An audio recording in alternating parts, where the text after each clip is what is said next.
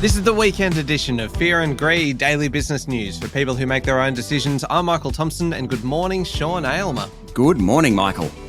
Sean, our weekend show is all about the two of us each nominating what we think is the biggest business story of the week. The most remarkable business story, a sleeper story, one that's been flying under the radar a little bit, and our favourite business-ish story. It is a competition. We are each nominating these, and there must be a winner in every category. And the judge to pick that winner is our Fear and Greed colleague, Adam Lang. Adam, good morning. Good morning, Michael. Can you please give us... What about me? Good morning, Sean. Thank you. Oh. Okay. Can we hear your criteria for what you're looking for this morning, Adam? And to put you under a bit of time pressure, because I know you struggle with this, 15 seconds, please. Topicality, timeliness, economic impact, of course, a bit of my subjective bias, and please add melodrama. I'm glad you got rid of the extra category from last week, which was brevity. Well, it didn't work. No, it didn't, did it? No. And no one got penalised for it. It was just pointless, really, wasn't it? That was about it. Yeah. Let's jump straight into it this morning, because there's been a lot happen in the last week that we need to get through. And I always say that this is going to be my week for brevity. This is going to be my week for brevity. Yeah. Can I go first if I do it fast? Please. If I promise to go quickly, can I go first? Just for something different, completely different this week. My biggest story is Donald Trump. There's the melodrama. No, look, it's more the fact, right, that this week, Australia was dragged into the tariff debacle. All right. It is essentially Donald Trump's war on trade at the moment. It's been extraordinary. And you must go back and listen, if you haven't, to Kevin Hebner's interview earlier this week. Sean, you did a great chat with him about, it started out talking about AI, and you ended up talking about kind of the reasons why Trump is pursuing these various measures. And it was a great explanation of it. So a little bit of praise there. Just feeling very good natured. Yeah, no, feeling very, very good natured today. It doesn't feel like a competition. Anyway, Donald Trump has had tariffs on Canada and backflipped on Mexico and 10% on China. Now a tariff on all steel and aluminium products from everyone worldwide. And that, because we are part of the world, includes Australia. Things I don't need to point out. I'm going to pop that one on the list. Now this is where diplomacy comes in, right? Because you've got Prime Minister Anthony Albanese on the phone to Donald Trump begging for an exemption, citing our strong military ties, the US's trade surplus with Australia. The thing is, then we're seeing Australian companies being affected by this, big ones, some more so than others, some less so because they actually have their operations within the US. But you can see then companies taking it into consideration as to how they're operating. The president is considering this exemption, but at the moment we are still lumped in with the rest of them. This is big business. This is global politics. This is Australian politics. This is the local economy. This is global trade, and everything all rolled into one. And we are in the thick of it right now. Now, having said all of that, right, and I realize I might have just over-egged that just a wee bit. I don't think so. Because, and details are important on this show, despite what I try and insist. The president did clarify things late in the week because he then went on to say that, look, we're going to do this on a country-by-country basis and really assess it based on which countries, the trade deficits. So it may not be as kind of just open slather as it was initially made out to be. Having said all of that as well, Adam, I don't want you to kind of rule against me because I went off early with my story. I want you to assess this in the same way that Donald Trump assesses things, country by country, story by story, and give me points for effort. That's a plea. You can't cede. That's not one of my criteria. That's Well, you know, because the problem is, Sean, you and I had a conversation on Tuesday when all of this was going down with all of the tariffs, and I said, I'm doing this as the biggest story of the week. And I was locked in from that moment because I'm like, there's going to be nothing bigger. I've got this. And I've been so set. And then on Friday, everything got turned around. I'm like, Oh, well, this is a stitch up, isn't it? The beauty of it, though, is that we have no idea that it's been turned around or not, really. Because this is Donald Trump. He's talking about 100% tariff on BRIC nations. So you muck around with the US dollar, we're going to put 100% tariff on Brazil, Russia, India, China. Like, who knows? So maybe it is. Maybe it is, Michael. Yeah, reciprocal tariffs on US trade partners. It is a mess. And who knows what's going to happen? All we know, the only thing that we do know for sure is that today's judging is going to be erratic. Sean, over to your entry. In keeping with that, I'm actually going to give a story, the biggest story of the week, that matters, that we can actually say happened. Reporting season. I reckon it's been good but weird, is how I'd put it so far. This is sort of the first full week of proper reporting season. The impact of Donald Trump has been really significant. I reckon that's the trend that's come out of it. Some really good results. Commonwealth Bank, bang, $5.13 billion for the half year. Just keeps going. JB Hi-Fi, these quality companies, quality earnings, share prices still rising. Phenomenal. There's been some great results. Basically the gold miners, because the price of gold's almost $300 an ounce. Evolution, Northern Star, phenomenal. Slightly disappointing results. IAG lost 10% on the day that it reported because premium growth isn't what it used to be. The good news in that, of course, is that premium growth is what we pay as consumers. So we're not going to get the big jumps in premiums that we had. Shareholders don't like it so much because that's how IAG makes money. Pro Medicus was another good one. Well, what wasn't so good, Pro Medicus is such an expensive stock relative to other stocks, and it just didn't quite hit what the market wanted, and it was sold off. But this theme of Donald Trump, medical gloves and surgical gown manufacturer Ansell's, it's going to accelerate building factories outside China. It's already looking at Sri Lanka so that it can, when it exports products to the US, it won't be hit with those Chinese tariffs. It also said, we're just going to raise our prices around the world. That's how we'll make up for these tariffs. CSL's blood plasma group, its share price tumbled in part because of the outlook for the vaccine business. Real shame when you're in the US and the Department of Health. You've got a vaccine business in the US. The head of health there, Robert Kennedy Jr., is anti-vaccine. Damn it. That doesn't help your business strategy, that's for sure. The other one was Macquarie Group. Now, it had a quarterly update this week, but all the questioning was, what are you going to do about all your renewable assets? You've got a bunch of them in US, Europe. How are you going to get rid of them in this Trump world? So just that impact of Donald Trump is quite phenomenal, how we're actually seeing it on Australian companies already. He's only been in the job for 3 weeks.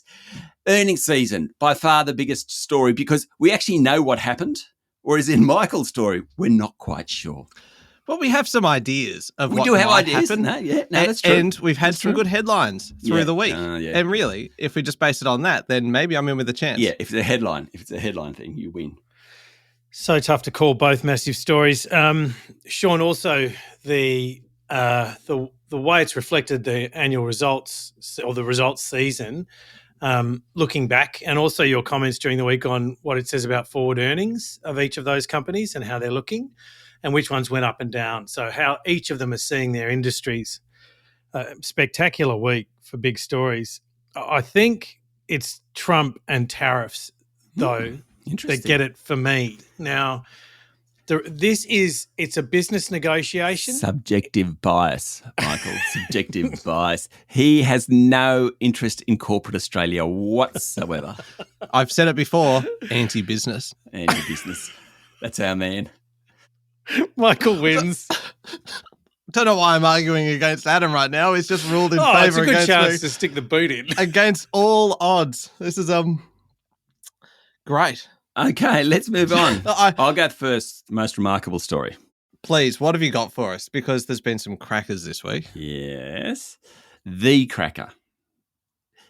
This is literally a one-off. Until next time.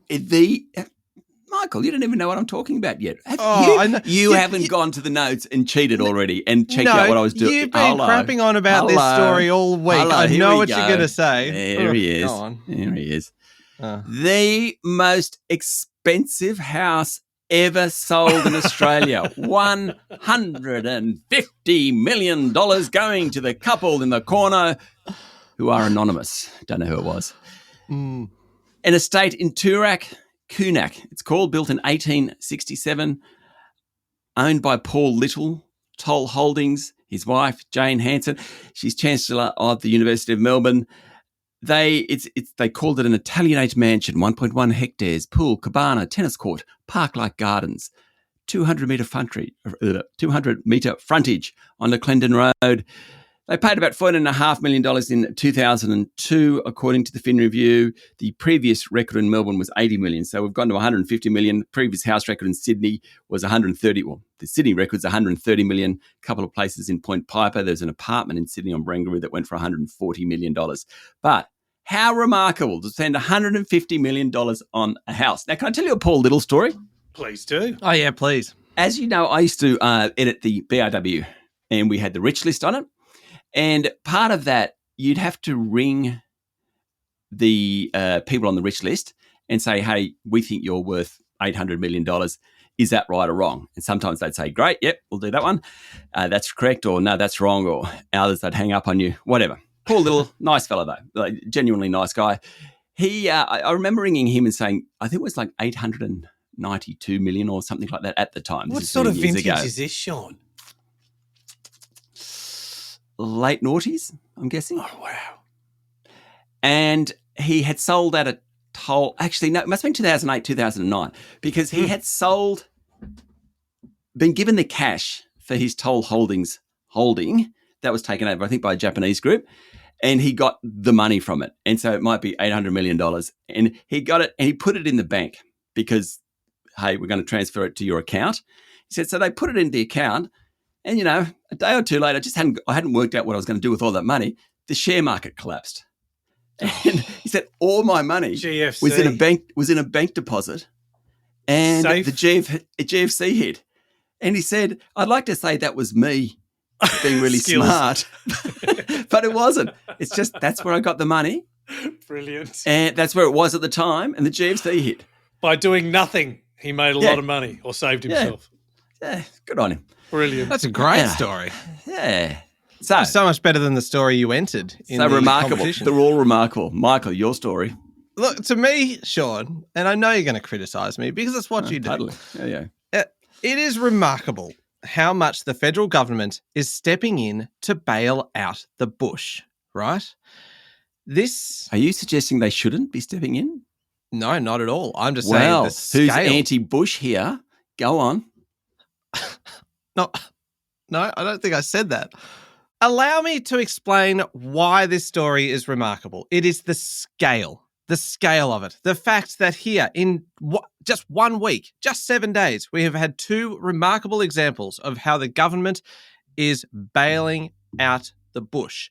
There are going to be more bank branches in the bush with an increase in funding. This is from the federal government for Australia Post's banking operations.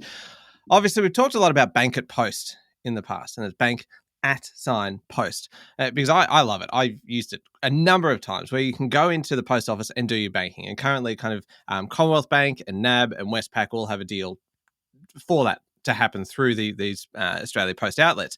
3,300 post offices have it. 1,800 of them are in rural and regional areas, right? So 1,800 rural, regional. It emphasizes just how significant these services are to those areas.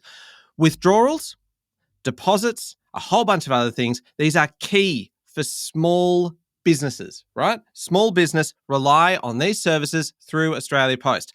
ANZ's going to join in. Macquarie and HSBC are in negotiation. Why? Because banks are closing regional branches. We know that. And Treasurer Jim Chalmers said this week that 36% of bank branches in regional Australia have closed since 2017. But it is only the government stepping in with extra cash that is providing a solution to this and bailing out the bush. Example number two, Rex, the collapsed regional airline that went into administration last year. It was trying to take on Qantas and Virgin on the Golden Triangle, failed. We know all of that. That's all just background. That's context. Owes millions of dollars. The thing is about Rex, why do you look like that, Sean? No, not in general, why do you look like that, but why do you have that look on your face now? The bush. Oh. The thing is, Rex has 53 destinations to which it flies and from which it flies. I don't really know how to structure that sentence. It goes in and out of 53 Destinations. It is, I think it is not too much of a stretch to describe it as the aerial lifeblood of Australia. Mm. And this week, the government said, what? It was too much? No. Go. Let's just keep going. This week, the government said that it would step in and buy the airline if a private buyer isn't found. That is still the first preference, obviously, that some other airline, some other company is going to take it over. But it will do it if it needs to. This would be the first time since Qantas was privatised that the government would own a stake in an airline. So this is the first time in 30 years that the government would be doing this. It's a major step back, but it would be a big step forward for guaranteeing the flow of that aerial lifeblood throughout rural and regional Australia. Extreme times call for these extreme measures, the federal government stepping in to bail out the bush. Brevity is key. I am done. Can I have a point of order here?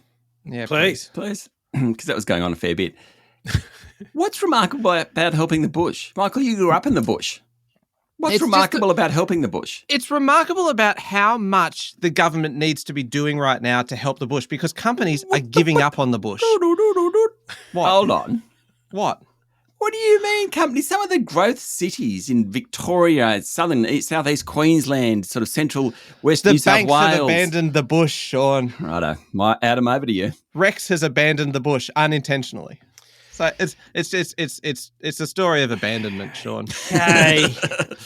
I'm just going to go with the spectacle on this one. It is pretty rare that you get good policy in an election period. It's pretty rare that we get good judgments on this show. Sorry. That was something that I meant to say inside my head. Well, the election period, just roll out the pork barrels. Here they come. There's going to be plenty more.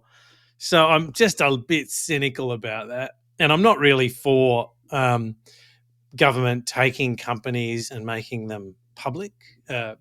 So, I don't think that a government should be bailing out companies and buying them. But so, Sean, I think the story of Kunak and Paul Little has to win. Imagine if you put like 10 times a multiple on your house since 2002. So in 20 odd years, 23 years, he's 10 times what he paid for it. 200-metre frontage. It's extraordinary.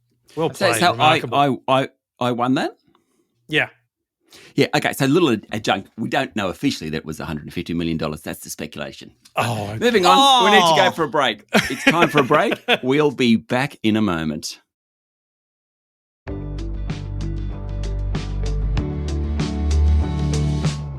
All right, Sean, we are looking now for a sleeper story of the week. After the various travesties of the first half of this show, we are now looking for a quick, clean finish. Excellent. Here. So, sleeper story. Shall I go first? Go for it. I don't know whether this is actually a good idea for me to go first because I'm not so much sacrificing points here. Good start. right. I am willing to do so. If that is how this plays out, and I don't know if it is, but I'm willing to do so for the chance to say to both of you right here in the studio, look you in the eyes and say, I told you so, right? I am a good sport because I said so. But in October. Oh, hold on. Go on. Curious. In October. In October last year, I told you that the black market for cigarettes and tobacco was booming. And how did I know this? Because I listened to Fear and Greed and because of a line in the results. Sean told I you. told you. You know what? That's an irrelevant detail, Sean. Just, Adam, don't write that down. Sorry. It was a line in the results from Viva Energy where they commented, right, actually pointed out that the rise in illicit tobacco and cigarette sales was harming their business. And you know what that was? That was a fuse being lit. And this week, the story exploded, kind of loosely. Little bit. It's Burnt down to the filter. yeah. Nicely put. Something happened this week, and it was good and big. And sleeperish. We learnt- Sleeperish. Yes, very sleeperish. We learned this week through Freedom of Information that Treasury warned that this was going to happen, that there was going to be a boom in the black market for cigarettes and tobacco when the government increased the tobacco excise. So since 2013, it has increased 282%, $50 for a pack of smokes, $34 of that goes to the government.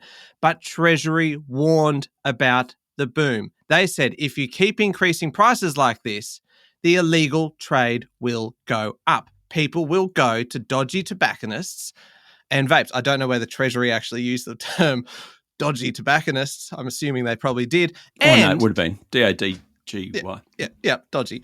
Did you know that in journalism, dodgy is not a word you can use ever because the legal implications of dodgy are such that you don't want to use that? Yeah, totally. So to all the tobacconists out there, we withdraw. Except to the dodgy ones. Go on. No. You make a good point. Very good. They said Treasury said it won't increase revenue because everyone's just going to get the smokes from somewhere else, and they were right. Who else was right? This guy, Michael Thompson. So the sleeper part. The tobacco excise provided $9.7 billion in revenue last year, down from $16.3 billion in FY 2020. Consider that. That is a massive drop. What's that? $6.6 billion. Oh, God. You could see it, me trying to figure that out. $6.6 billion in lost revenue. That is extraordinary. Sure, some people probably quit smoking, but a lot just went to the black market. So what do we take from this? What is the sleeper component of this? On October 25, 2024, I warned of this. Treasury warned of this. I won the sleeper story on October 25 last year. And so you should have. But, and this is why I had to bring it up today, because that has stayed with me since then, because I only won because Adam Lang described it as the less worse story on the day. Right? Today, I am vindicated by Treasury. Vindication. Done. I'm out. My word. Revenge is served best cold. No doubt about that. God, that felt good. I'm going to actually give you a proper sleeper story, Adam. Yes, please. Fair. So during the week, the government and the coalition got together, changed election laws. The Special Minister of State, who is responsible for it on the government side, a guy called Don Farrell, he was holding a press conference. Zali Steggall, who's an independent in the Northern Beaches in Sydney, she came and she interrupted the press conference, basically said that's BS. The overhaul of the election laws is only sort of a little part to the story. Broadly, it reduces funding for independent. Well, it has the effect of potentially reducing funding for independent candidates, but the public purse puts in about $140 million for the major parties. So that's the background to it. He was giving the press conference. You know the problem with Don Farrell? I always go to call him Don Walker, Cold Chisel style, and I just in my mind at a piano every time I'm going to say Don Farrell. Anyway, so she interrupts the press conference. Where the sleeper part of this is, the Teals and the independents generally, their power is actually growing, and Zali Steggall has sort of become the leader of the independents. Now, she's been in Parliament for a couple of terms, so I suppose longevity helps there. When we have the next federal election due by the middle of May, seems to be April 12. Is that a Saturday? Someone check. If that's a Saturday, I think that seems to be the tip for the election at this point. The Teals and the independents are likely to win seats, and it's very possible that it'll be a minority government, probably a Labor minority government. That's what the betting markets say at the moment. That means that the Don Walker / Don Farrells of the world are going to have to negotiate with the independents. And what this week, it just showed the power that the independents could potentially have in the next election. So the sleeper part of it was, she interrupted a press conference, but the reality is whoever wins government next time around, Coalition or Labor, are going to have to deal with these people and the Zali Steggles of the world. I just think that's quite fascinating. No value judgment, just is.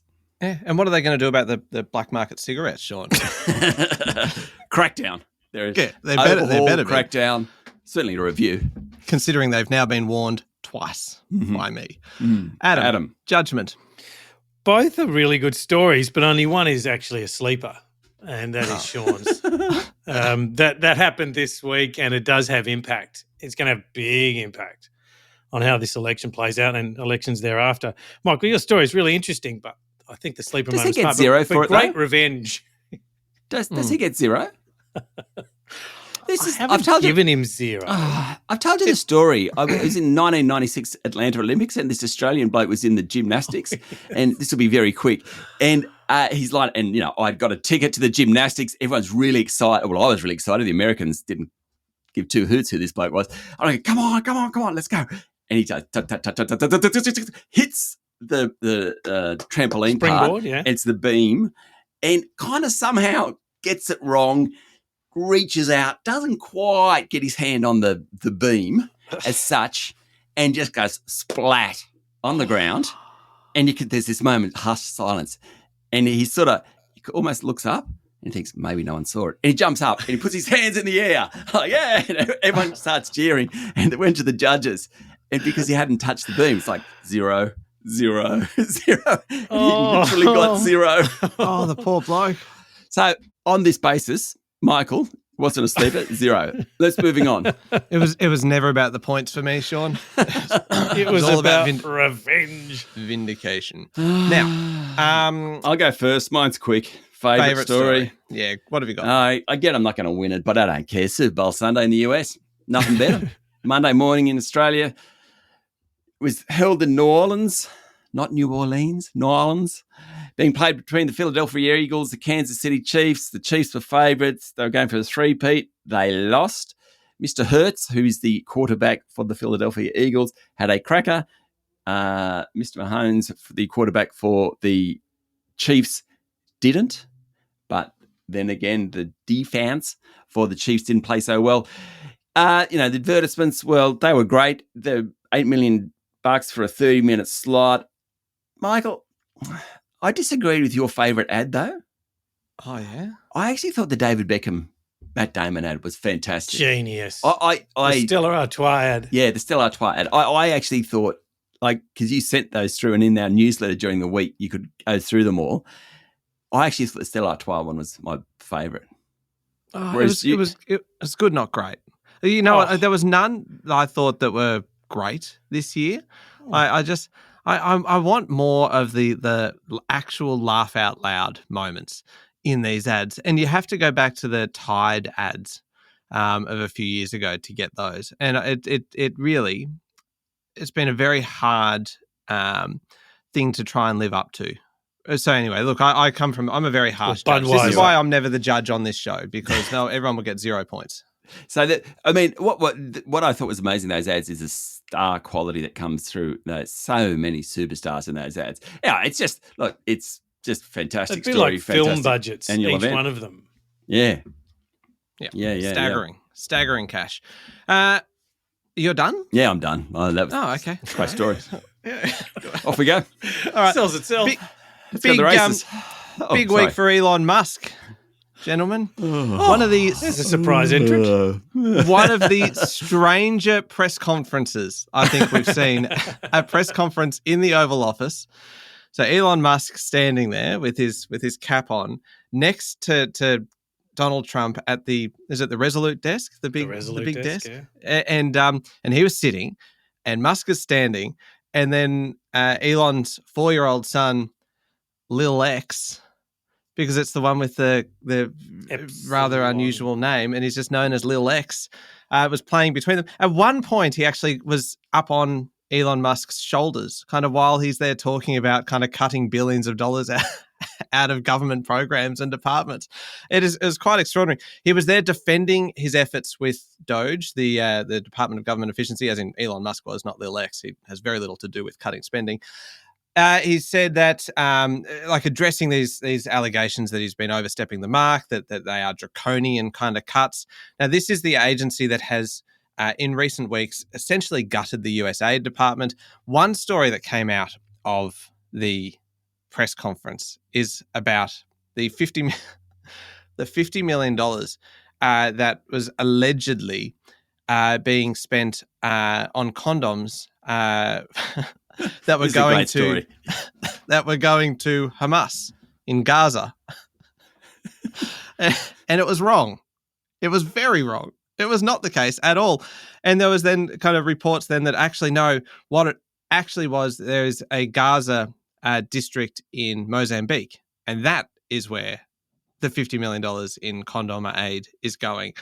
And then, no, that was also wrong. In fact, that only $8 million last year or the year before was spent on condoms globally from the US aid budget. So the whole thing is just a shambles. The whole thing is just a mess. And you've got Elon Musk standing up there in the Oval Office saying, some things I say will be incorrect, which is not what you want to hear from the bloke who is tasked with cutting billions of dollars and jobs, many, many jobs out of the US government. You want to get it right. That condom story, because he was the one that came up with that number, the $50 million from Hamas, Gaza. That was Elon Musk who said that, not checking his facts. It was $8 million to Mozambique. Oh my God. Yeah, and it's just completely wrong. Anyway, it's just, but the thing is that just it shows how many hats he wears. That he's got this going on, he's got everything going on with Tesla, he's got all of this, and at the same time, he is leading a consortium of investors offering $97 billion to buy the non-profit company that controls OpenAI. That also happened this week. Throw a few extra stories in there, Michael. Off we go. Big week for Elon Musk. Mentioned Tesla's share price taking a dive this week because of all this. Yeah, no. What's SpaceX doing? I think you did reporting season. You combined 40 stories into one. We just need to cue the music, Sean. Mute him. No, I am done. No, I'm done because the boss of OpenAI, Sam Altman, and Elon Musk, they do not get on. They founded the company together. They've gone their separate ways. They do not get on. My favorite part of this was that Altman rejected the offer and he said, no, thank you, but we will buy Twitter for $9.74 billion if you want. And the part that makes it super savage was that he actually made the offer to Elon Musk on Twitter. It's just great theater. It's fantastic to watch. It is my favorite story of the week. Adam, over to you. Super Bowl Sunday is brilliant. Elon Musk, God, he keeps giving. And just, I know it's so kind of dastardly, so many elements of this, but the picture of him with his son and Trump at the desk is just so incredible to me. It is also my favourite story of the week. So, Michael, you in. 2-2. 2-2. What was the points? Michael 91, Sean 93. I can't believe you got any points for that sleeper story. Sleeper story. God. Anyway, all right, good result. I'm happy with that. It's better than I was expecting, probably better than I deserved. Thank you very much, Adam. Thank you. And thank you, Sean. Thanks, Michael. Make sure you're following the podcast and please join us online on LinkedIn, Instagram, TikTok, Facebook, and X. I'm Michael Thompson, and that was Fear and Greed. Have a great weekend.